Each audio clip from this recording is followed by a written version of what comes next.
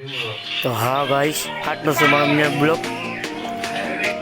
કે મારે જવું હતું હવે મેરવી ઉપર પતંગ ઉડાડવા. તો મેં કીધું હાલો આપણે જઈએ હવે પતંગ ઉડાડવા.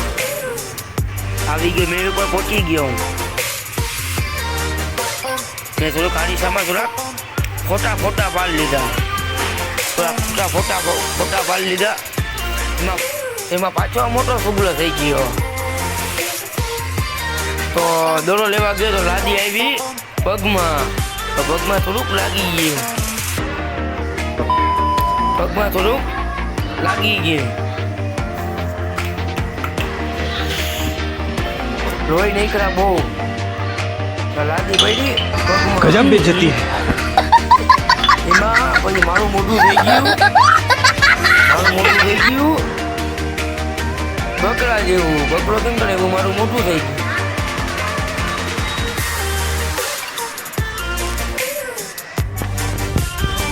તો વિચારમાં પડી ગયો. મેં કીધું હવે શું કરશે? મેં કીધું નહીં તો કંઈક થઈ જાય.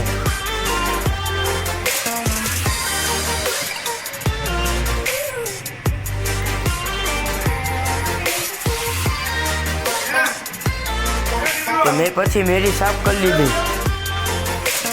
મેરી સાફ કરે પછી મમ્મીને ખબર પડશે ને, મમ્મી આવણી મારશે. તો મેં પાછો કેમેરા શૂટ કરી લીધો.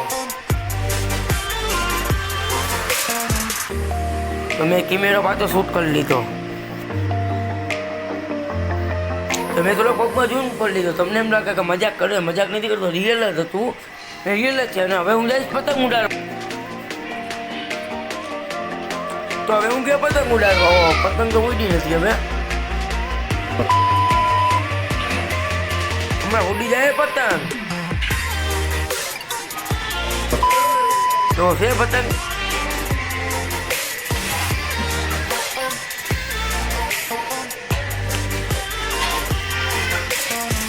પતંગ તો મેં 4-5 જણાના કંઈક કાપી જ નાખ્યા. એની ગોદરિયાથી મેં એક ફેરી મારી ગઈ તો બધા કે કાપ્યો. તો મેં થોડું કામ કરી મારો સીની લીધો. તમે કહે હું વાંઢો જ છું ને, વાંઢો જ રહીશ.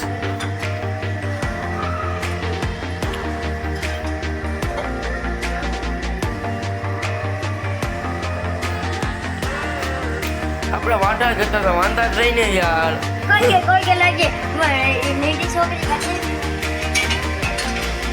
તો મેં પાછો પતંગ ઉંમર ઝૂમ કરી લીધો.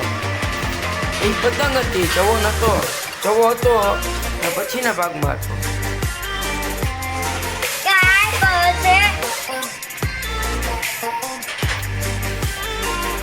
મેં ઉડાડ